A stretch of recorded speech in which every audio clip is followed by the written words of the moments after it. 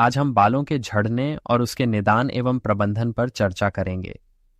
यह विषय कई लोगों के लिए चिंता का कारण होता है, लेकिन सही निदान से उपचार भी संभव है।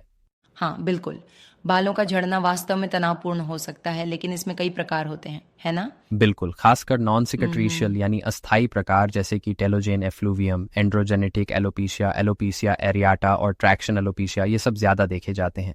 तो नॉन सिकेट्रिशियल एलोपेशिया में बालों का झड़ना आमतौर पे उलट सुलट हो सकता है ना? हाँ, सही बात है। इसमें ज्यादातर मामलों में बालों का झड़ना रिवर्सिबल होता है, मतलब कि इलाज करने पर बाल फिर से उभर सकते हैं। बस यह जरूरी है कि सही कारण का पता लगाया जाए। या उदाहरण के लिए टेलोजेन एफ्लूवियम में उलझन होती है जहां बाल असामान्य रूप से जल्दी से शेड हो जाते हैं। ठीक है, लेकिन टेलोजेन एफ्लूवियम में खास तौर पर क्या कारण होते हैं? इसमें आमतौर पर किसी गंभीर बीमारी, बुखार, प्रसव या भावनात्मक तनाव के कारण 3 से 6 महीने बाद अचानक बालों का झड़ना शुरू हो जाता है। राइट। मरीज अक्सर शॉवर ड्रेन, कपड़ों या तकिए पर गिरे बालों को देखकर चिंतित हो जाते हैं। हाँ, ये बात अक्सर अनदेखी हो जाती है। मरीज को यह जानकर भी दिलासा मिलता है कि नई बाल उग रहे हैं। बिल्कुल, इसलिए यह बहुत जरूरी है कि मरीज को आश्वस्त किया जाए कि उनके बाल फिर से उगेंगे। साथ ही चिकित्सकों को थायराइड फंक्शन और अनीमिया जैसी समस्याओं की भी जांच करनी चाहिए। सही कहा। एक अच्छा क्लिनिकल इतिहास और सही फिजिकल एग्जामिनेशन इस मामले में काफी महत्वपूर्ण होता है। अब बात करते हैं एंड्रोजेनेटिक एलोपेशिया की, जो कि जेनेटिक रूप से भी प्रभावित कर सकती है। इसमें आमतौर पर बालों का पतलापन शुरू होता है, खासकर पुरुषों में एम पैटर्न में और महिलाओं में केंद्रीय घनत्व में कमी के रूप में। यह प्रक्रिया धीरे धीरे फॉलिकल्स के मिनिचुराइजेशन के कारण होती है। परंतु क्या ऐसा नहीं कि कभी कभी इसे गलत समझा जाता है? क्या सिर्फ पतले बाल होना ही एंड्रोजेनेटिक एलोपेशिया का संकेत है? अच्छा सवाल है। हाँ, कभी कभी सही डायग्नोसिस में कमी हो सकती है।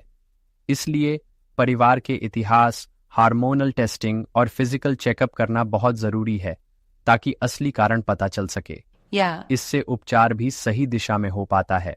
बिल्कुल, सही जानकारी देने से ही इलाज के तरीके में अच्छे बदलाव लाए जा सकते हैं। अब बात करते हैं एलोपेशिया एरियाटा की, जो कि आमतौर पर पैच पैच में बाल झड़ने की समस्या में सामने आती है।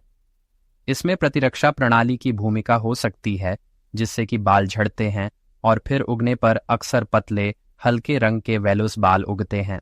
ठीक है, लेकिन एलोपेशिया एरियाटा में रिग्रोस कुछ अप्रत्याशित होता है ना? कभी कभी बाल वापस उगते हैं तो कभी नहीं। सही कहा आपने। इसका प्रोग्नोसिस बहुत अनप्रिडिक्टेबल है। इलाज में टॉपिकल इम्यूनोथेरेपी, कॉर्टिकोस्टेरॉयड इंजेक्शन और अन्य विकल्प उपयोगी होते हैं, परंतु परिणाम विभिन्न मरीजों पर अलग अलग हो सकते हैं। और फिर है ट्रैक्शन एलोपेशिया, जो अक्सर तेज बाल बांधने या जोरदार स्टाइलिंग के कारण होता है। हाँ, ट्रैक्शन एलोपेशिया में tight braids, ponytails, elastic hair bands और रोलर्स जैसी चीजें जिम्मेदार होती हैं। खासकर उन महिलाओं में जिनके बाल घुंघराले होते हैं, ऐसे मामलों में काफी आम रूप से देखा जाता है। ये बात बिल्कुल सही है, और इसमें सबसे जरूरी है कि मरीज को अपनी हेयर स्टाइल बदलने की सलाह दी जाए। बिल्कुल, उपयुक्त स्टाइलिंग और बालों पर ज्यादा जोर न देने से इस समस्या को रोका जा सकता है। क्या आपने सिकेट्रिशियल एलोपेशिया के बारे में भी सुना है, जो कि स्थायी नुकसान का कारण बनता है? हाँ, सिकेट्रिशियल एलोपेशिया में बालों का स्थायी नुकसान हो जाता है, क्योंकि फॉलिकल के सेंटर यानी स्टेम सेल रिजर्वायर को नुकसान पहुंचता है। यहाँ मुख्य ध्यान इसलिए दिया जाता है कि नुकसान और फैलाव को रोका जाए, भले ही इससे बाल फिर से उग ना सकें। राइट। समझ में आता है।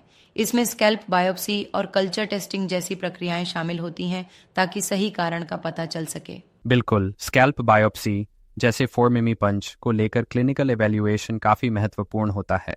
एक अन्य महत्वपूर्ण विषय है हेयर शाफ्ट एब्नॉर्मेलिटीज, जहां बाल कमजोर या नाजुक हो जाते हैं। बिल्कुल, हेयर शाफ्ट एबनॉर्मेलिटी में बालों का झड़ना नहीं, बल्कि उनका टूटना या नाजुक हो जाना शामिल है।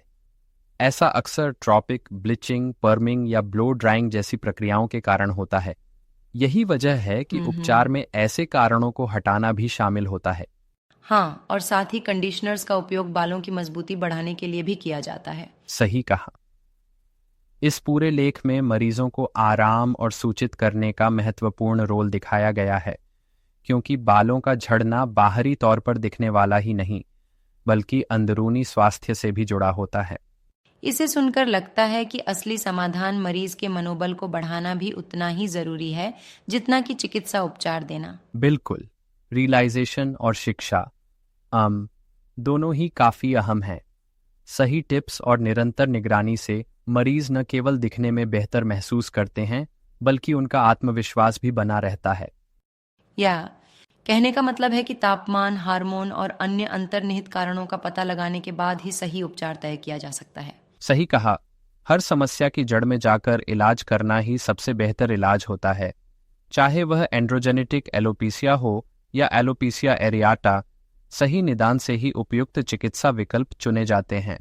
ये सब सुनकर लगता है कि चिकित्सकों के लिए यह एक बहुत ही व्यापक गाइड है, जो न सिर्फ उपचार पर बल देता है बल्कि मरीज को समझाने और उन्हें राहत देने पर भी जोर देता है। बिल्कुल, और यही बात हमें याद दिलाती है कि अम, बालों का झड़ना केवल एक सौंदर्य संबंधी समस्या नहीं है, बल्कि यह कई बार अंतर्निहित स्वास्थ्य समस्याओं का संकेत भी हो सकता है।